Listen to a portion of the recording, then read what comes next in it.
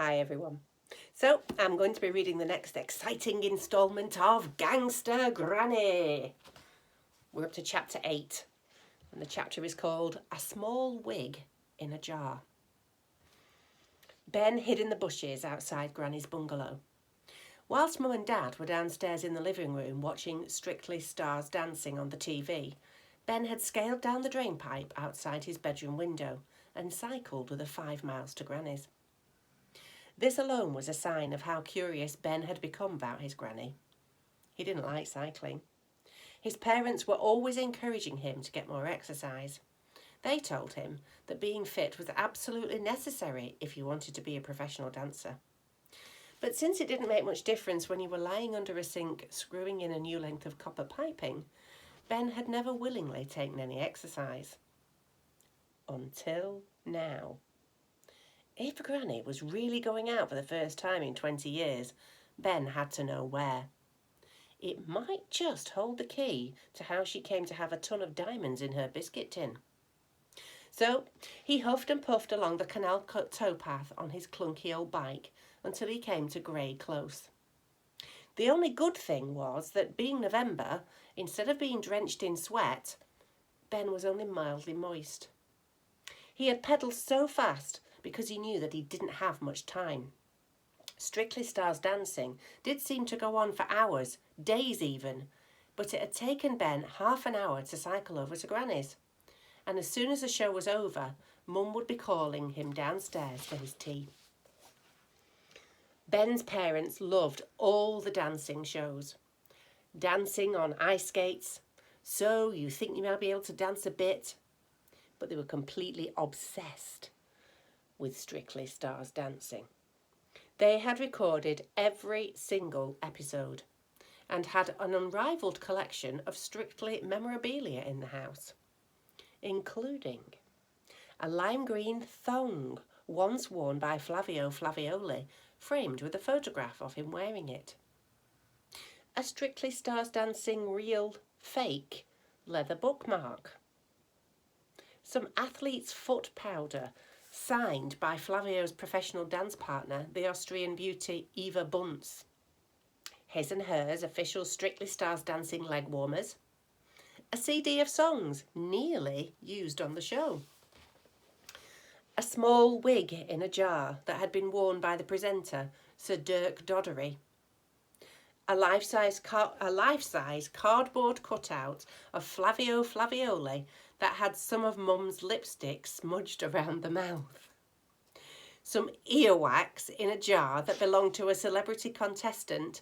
the politician Dame Rachel Prejudice MP, a pair of tan tights that smelled of Eva Bunce, a doodle on a napkin of a man's bottom drawn by the nasty judge Craig Malteser Woodward, a set of official Strictly Stars Dancing egg cups, a half-full tube of Rax Jacks used by Flavio Flavioli, a Craig Malteser Woodward posable action figure, and a Hawaiian hot pizza crust that had been left by Flavio, complete with a signed letter of authenticity from Eva Bunce. It was a Saturday, so after the show had finished, the family were going to be having cheesy beans and sausage. Neither Mum nor Dad could cook, but of all the ready-made meals Ben's mum took out of the freezer, pricked with a fork and placed in the microwave for 3 minutes, this was his favourite. Ben was hungry and he didn't want to miss it, which meant he needed to get back from Granny's house quickly. If it had been a Monday night, say, and they were having chicken tikka lasagna, or a Wednesday and doner kebab pizza, or a Sunday and Yorkshire pudding chow mein was on the menu, Ben wouldn't have been so bothered.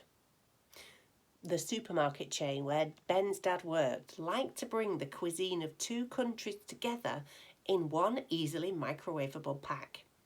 By combining the dishes from different countries, perhaps they would be able to bring peace to a deeply divided world. Or maybe not.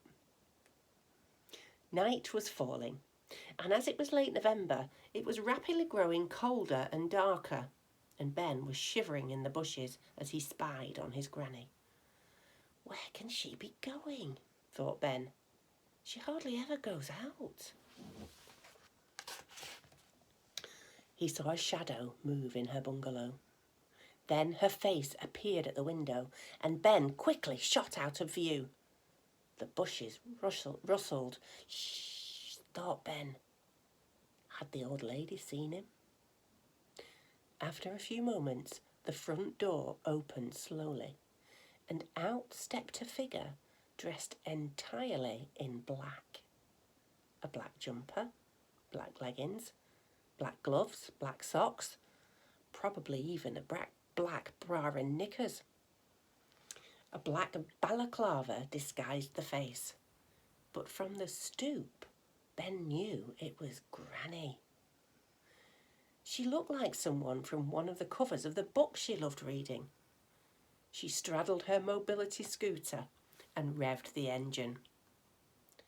Where on earth was she going? And more importantly, why was she dressed like a ninja? Ben propped his bike against the bushes and got ready to tail his own grandmother. Which was one thing he had never in a million years dreamed of doing.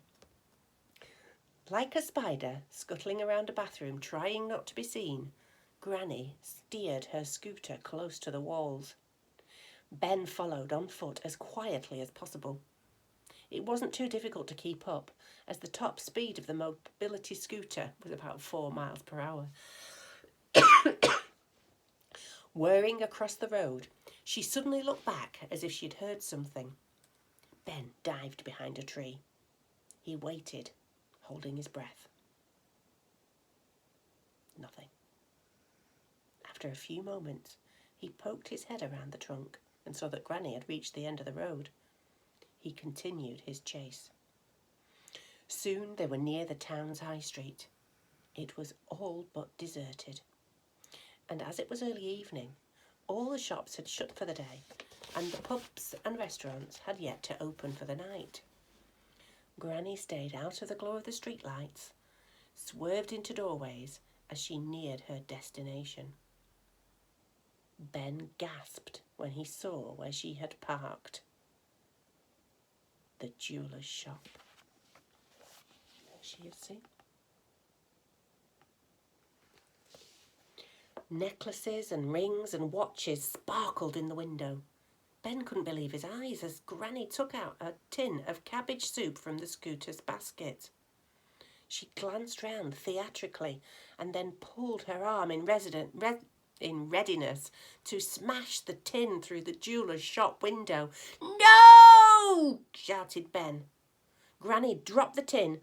It crashed to the ground and cabbage soup oozed onto the pavement. "Ben!" hissed Granny. "What are you doing here?"